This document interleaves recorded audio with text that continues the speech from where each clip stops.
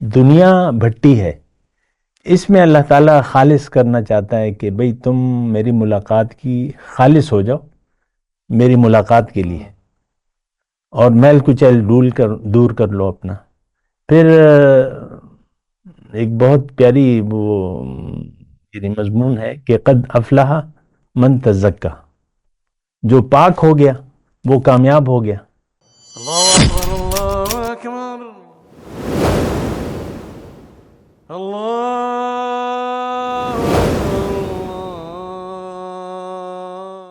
اعوذ باللہ من الشیطان الرجیم، بسم اللہ الرحمن الرحیم۔ اللہم صلی علی سیدنا محمد معدن الجود والکرم وآلہ وسلم۔ سامعین و ناظرین اکرام، السلام علیکم ورحمۃ اللہ وبرکاتہ۔ آج کا ہمارا موضوع مال اور اولاد ایک فتنہ ہے۔ دیکھیں، بات کو سمجھنے کی ضرورت ہے، اور میں آپ سے یہ کہہ رہا ہوں اور کہنا چاہتا ہوں کہ جس ماحول میں ہم رہ رہے ہیں تو وہ ایک فتنہ ہے، جو ماحول ہے فتنہ۔ اب فتنہ کیوں ہے، یعنی اس فتنے کی حکمت کیا ہے، ایک سوال یہ ہوتا ہے۔ تو یہ بات جو ہے اللہ تعالیٰ نے قرآن میں کافی دفعہ کی ہے، اور اس کا سورہ عنکبوت میں آپ دیکھیں، یہ احسب الناس ان یترکوا ان یقولوا آمنا وہم لا یفتنون وَلَقَدْ فَتَنَّ الَّذِينَ مِن قَبْلِهِمْ وَلَيَعْلَمَنَّ اللَّهُ الَّذِينَ صَدَقُوا وَلَيَعْلَمَنَّ الْكَاذِبِينَ۔ لوگوں کا کیا خیال ہے، احسب الناس، کیا گمان ہے لوگوں کا، ان یترکوا، کہ ان کو میں چھوڑ دوں گا صرف ان کے دعوی ایمان پر، ان یقولوا آمنا وہم لا یفتنون، اور میں ان کو فتنے میں نہیں ڈالوں گا، آزمائش میں نہیں ڈالوں گا۔ کیوں نہیں؟ لیکن یہ نہیں مطلب یہ ہے، اللہ تعالیٰ یہ فرما رہے لوگوں کا یہ گمان غلط ہے کہ تمہیں کوئی آزمائش نہیں آئے گی، کوئی ہے نا۔ ابھی میں بات کی وضاحت کرتا ہوں۔ تو وہم لا یفتنون، ان کی آزمائش، ان کو فتنے میں نہیں ڈالا جائے گا۔ وَلَقَدْ فَتَنَّ الَّذِينَ مِن قَبْلِهِمْ، اللہ تعالیٰ فرما رہے میں نے ان لوگوں کی بھی آزمائش کی ہے، فتنے میں ڈالا ہے جو تم سے پہلے تھے، من قبلہم، جو ان سے پہلے تھے۔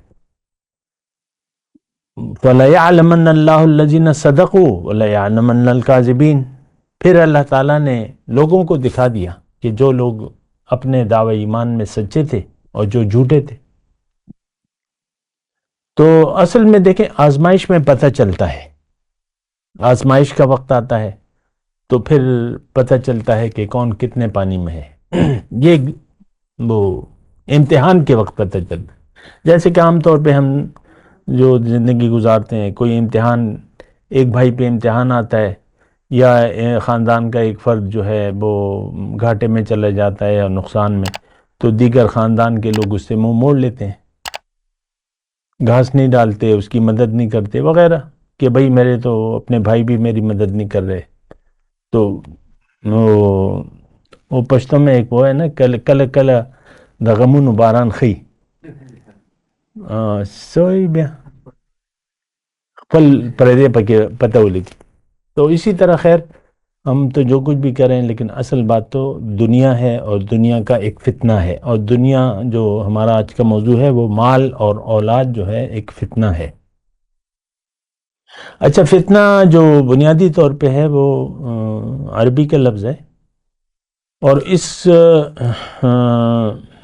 یعنی ہمیں جو اپنے استاد نے بتایا وہ یہ ہے، مثال کے ذریعے سمجھایا ہے کہ عربی میں یہ کہتے ہیں، ایک محاورہ ہے کہ فتن الحائق الذہبہ، سونار نے کٹھالی میں سونے کو ڈالا اور بھٹی میں ڈالا۔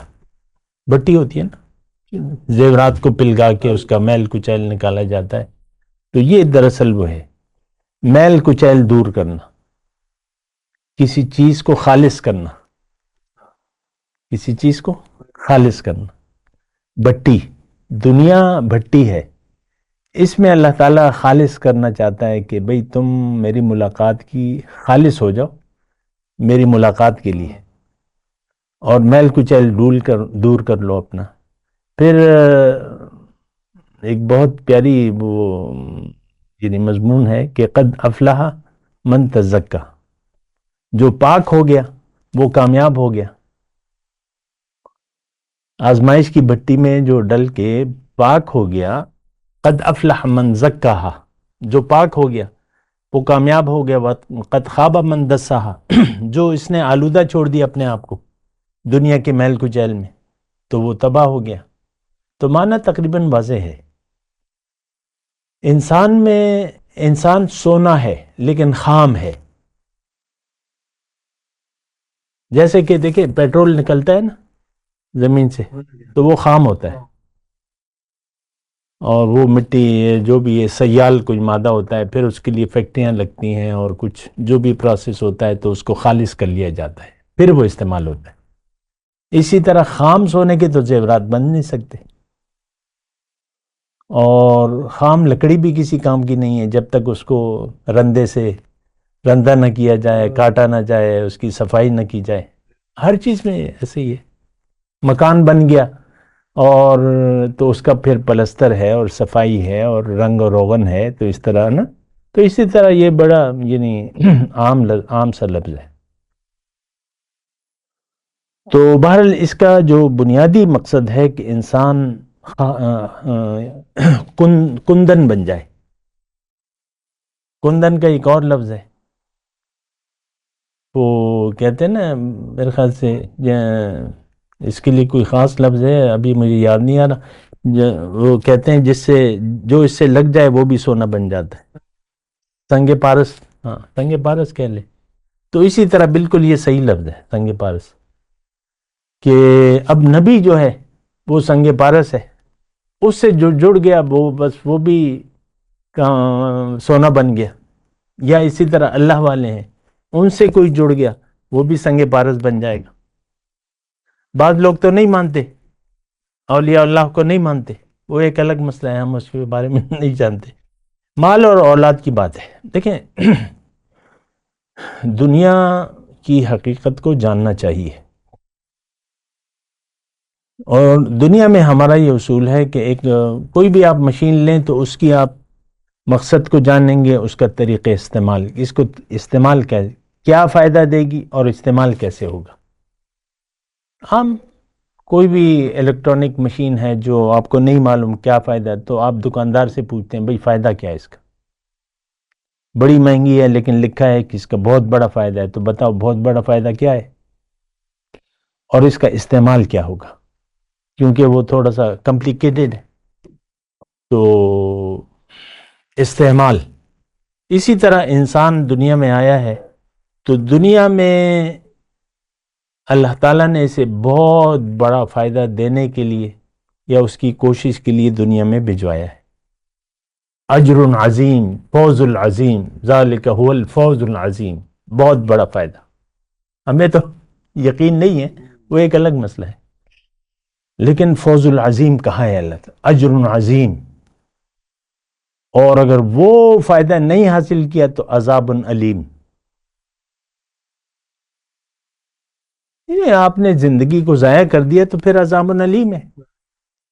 زندگی کو کام میں لے آئے تو اجر عظیم، فوز العظیم، ذالک هو الفوز المبین. مختلف الفاظ ہیں، بہت استعمال ہوئے ہیں.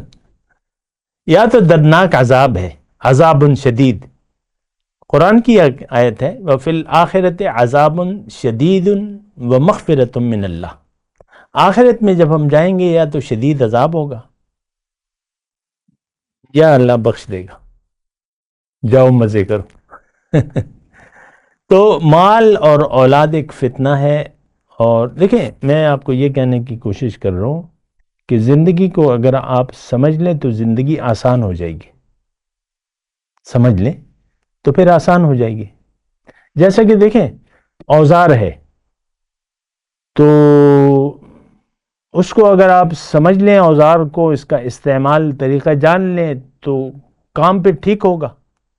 میں اپنی بات کر رہا ہوں. یہ یعنی رندہ جو ہوتا ہے، رندہ ترخان کے پاس، اس کا تو ایک طریقے استعمال ہے. وہ آج کل تو وہ مشینی رندے بھی آئے ہوئے ہیں. میں وہ پرانے رندے کی بات کر رہا ہوں. اس کو ایک خاص طریقے سے زور لگا کے ہر آدمی اس سے صفائی نہیں کر سکتا. تو اسی طرح دیکھیں، کسی کام کو سمجھ لیں تو کام کی چیز بڑے کام کی ہے.